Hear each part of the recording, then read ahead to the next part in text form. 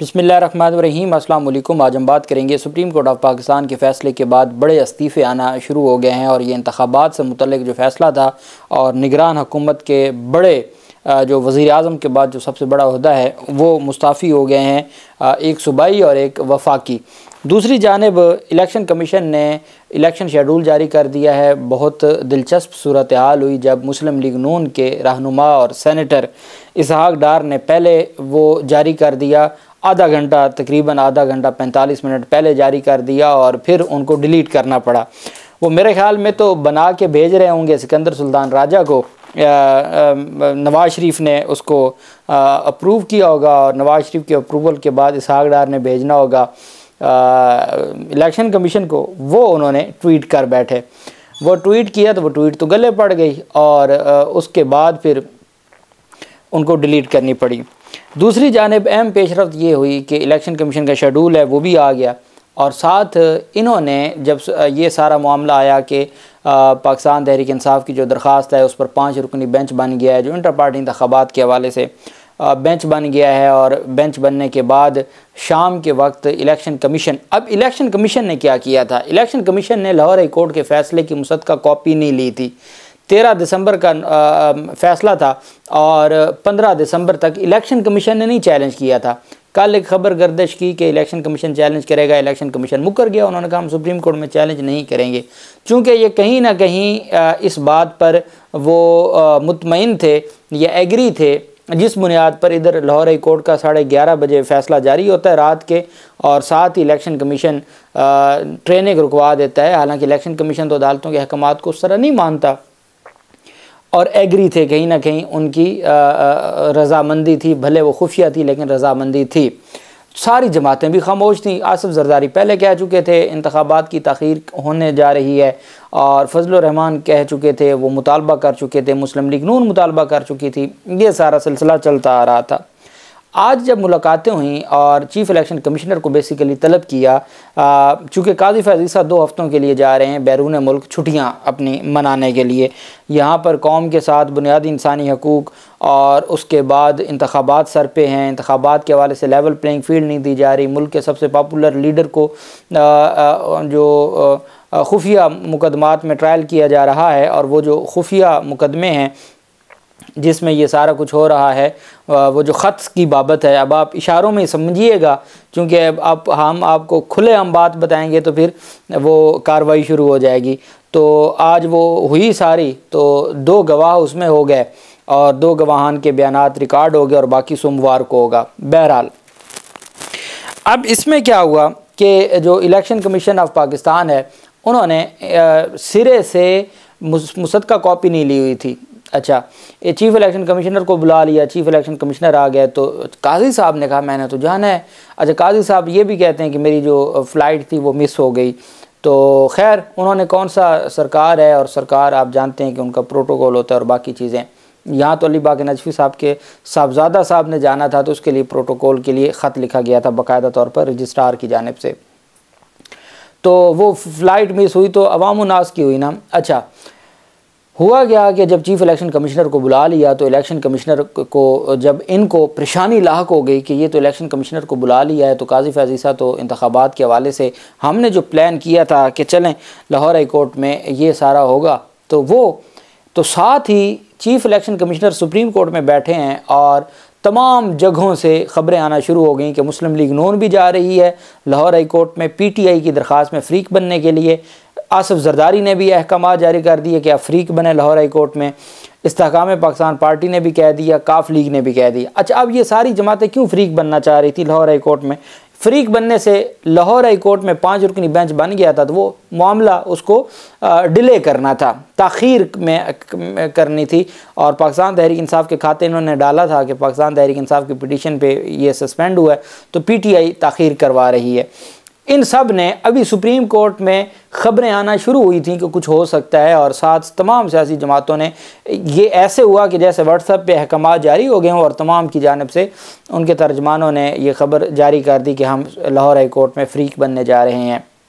वो दरख्वास्तें आ गईं, वो सारा मामला हो गया उसके बाद दिलचस्प सूरत हाल ये हुई कि सुप्रीम कोर्ट ऑफ पाकिस्तान ने ये सारा कुछ कर दिया। सुप्रीम कोर्ट ऑफ पाकिस्तान की जानिब से अहकामात जारी कर दिए गए और सुप्रीम कोर्ट ऑफ पाकिस्तान ने इस पूरे मामले पर जो रिलीफ देने की बात थी वो भी कर दी।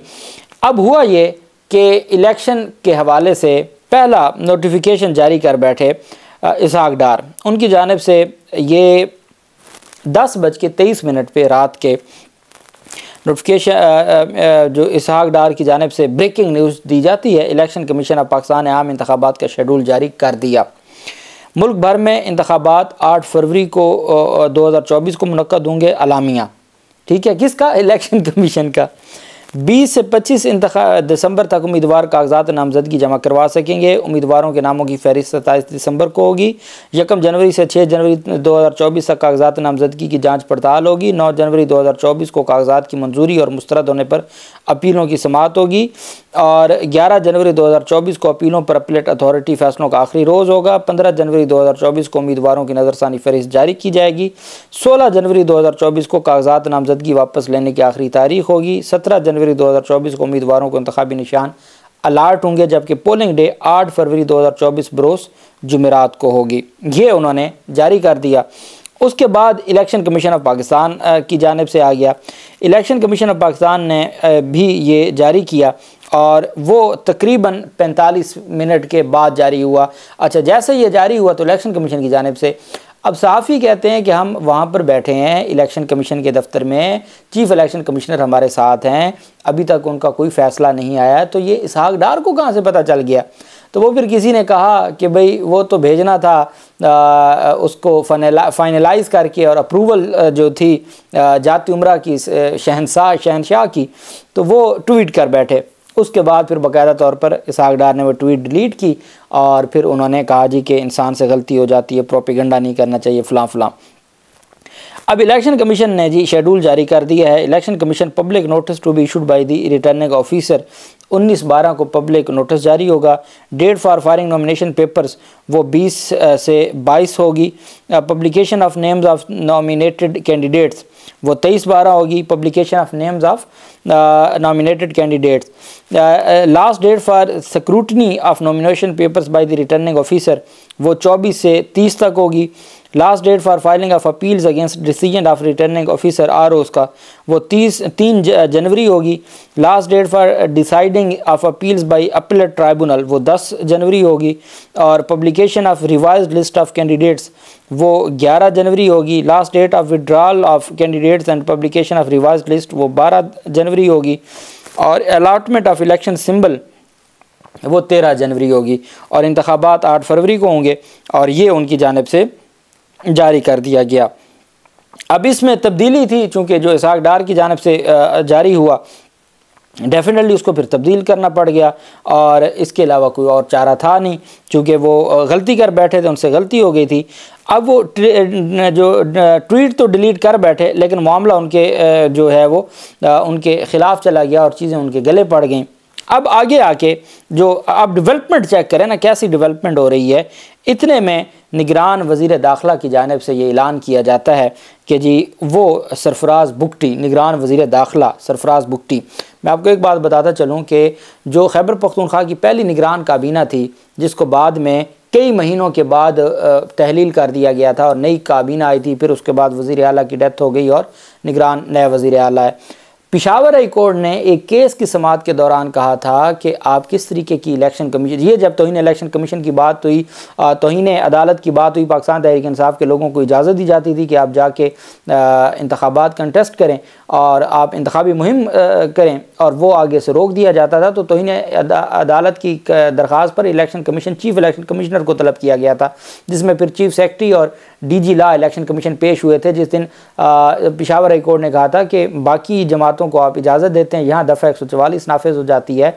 तो साथ इलेक्शन कमीशन को ये भी कहा था पेशावर हाई कोर्ट ने कि आपको ये भी पता है कि जो आपकी निगरान हुकूमत थी खैबर पख्तूनख्वा की साबका, अब वो जो वज़रा थे जिनको आपने निगरान वज़ीर तैनात किया था, वो तो इंतखाबी मुहिम अपने इंतखाबात के लिए वो कैंडिडेट हैं, वो तो बतौर उम्मीदवार इंतखाबी मुहिम चला रहे हैं। ये भी आपको कोई पता है ये बात पेशावर हाई कोर्ट ने कही थी। अब वही काम हुआ कि जो निगरान वज़ीर दाखिला हैं, अब बहुत बड़ा ये ओहदा है और पाकिस्तान तहरीक इंसाफ के लोगों के ख़िलाफ़ कार्रवाइयाँ और इन सारी चीज़ों में जो किरदार था, निगरान वज़ीर दाखिला सरफराज बुगटी ने ओहदे से इस्तीफ़ा दे दिया है। कहा यह गया है कि उन्होंने इस्तीफ़ा इस वजह से दिया है कि वो मज़ीद नहीं चलना चाहते और उन्होंने अपनी को ज़ाती वजूहात की बुनियाद पर। लेकिन जब सरफराज बुगटी जिन लोगों का बंदा है, जब उसने इस्तीफ़ा दे दिया तो इसका मतलब यह है कि 8 फरवरी को इंतखाबात होंगे और इस वजह से अब वो कैंडिडेट बनने जा रहे हैं। और ये भी ख़बर है कि जी वो नून लीग के उम्मीदवार के तौर पर, चूँकि अब नून लीग उन्हीं की पार्टी है, तो नून लीग के उम्मीदवार के तौर पर जो पिछले आप अगस्त से 9 अगस्त को अगर असम्बलियाँ तहलील हुई हैं तो अगस्त से लेके अब तक जो निगरान थे, निगरान वज़ीर दाखिला, अब नून लीग के टिकट पर इंतखाबात की मुहिम चलाएंगे और उन्होंने इस्तीफ़ा दिया। उससे बढ़ के एक और इस्तीफ़ा आ गया और वो जनाबे वाला इस्तीफ़ा है आपके बलूचिस्तान से निगरान वज़ीर खेल, जो निगरान वज़ीर खेल थे बलूचिस्तान, जमाल रईसानी, वो जो लड़का है वो उन्होंने भी इस्तीफ़ा दे दिया है और वो भी अब इलेक्शन लड़ेंगे।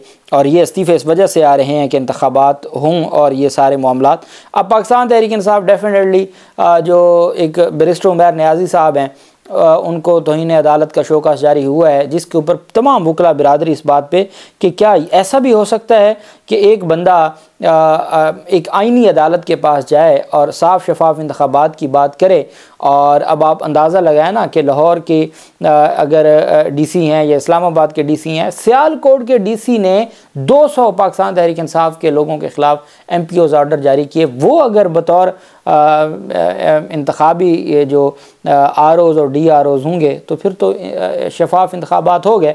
लेकिन अगले कहते हैं जिन्होंने फ़ैसला दिया था और दिया है, वो कहते हैं हमने तो 8 फरवरी को हर हाल में इंतखाबात करवाने का कहा था, साफ शफाफ इंतखाबात की हमारी कोई गारंटी नहीं है। तो भाई आप तो ROs DROs इस वजह से तब्दील करवाना चाहते हैं कि साफ शफाफ इंतखाबात हों, तो वो कहते हैं नहीं भाई हमारी ज़िम्मेदारी है। आइन में चूँकि कहा गया है इंतखाबात करवाना है, ये एक जमहूरियत होती है, उस जमहूरियत के लिए ज़रूरी है भले वो नवाज शरीफ आ जाए, ये सारे मामलात हो जाएं, तो इस वजह से हमारी ये गारंटी नहीं थी कि साफ शफाफ इंतखाबात होंगे। और हालांकि वो वकला, वो सहाफ़ी जो PTI के बिल्कुल ख़िलाफ़ हैं और इन लोगों के बहुत हक़ में, वो भी कह रहे हैं कि पाकिस्तान तहरीक इंसाफ की जो इस्तदा थी या उनकी जानिब से जो, फिर हमारा कानून कहता है no one can be condemned unheard, कि किसी को आप बग़ैर सुने कंडेम नहीं कर सकते, रद्द नहीं कर सकते, मुस्तरद नहीं कर सकते। आप PTI को कल का नोटिस जारी कर देते, कौन सा बैरून मुल्क इतना अहम था छुट्टियां गुजारने के लिए, तो आप कल तशरीफ़ ले जाते, तो कल के लिए नोटिस जारी कर देते, उनको भी सुन लेते कि आपको तकलीफ़ क्या है। आपने जो तौहीन अदालत का भी शोकास जारी कर दिया, आपने तो फ़ाइल देखना भी गवारा नहीं किया कि फ़ाइल पिटीशन 6 दिसंबर को दायर हुई है। वो आपको कह रहे हैं जी कि ये ROs DROs के नोटिफिकेशन के बाद 12 दिसंबर को फ़ाइल हुई है और सारा फ़ैसला आ गया। लेकिन चूँकि हमारे मुल्क का निज़ाम है और वही बात है कि इंतखाबात का ऐलान किया था, साफ शफाफ इंतखाबात का फ़ैसला नहीं दिया था। अल्लाह पाक पाकिस्तान का हामी नासिर हो। बहुत शुक्रिया। अल्लाह हाफिज़। पाकिस्तान जिंदाबाद।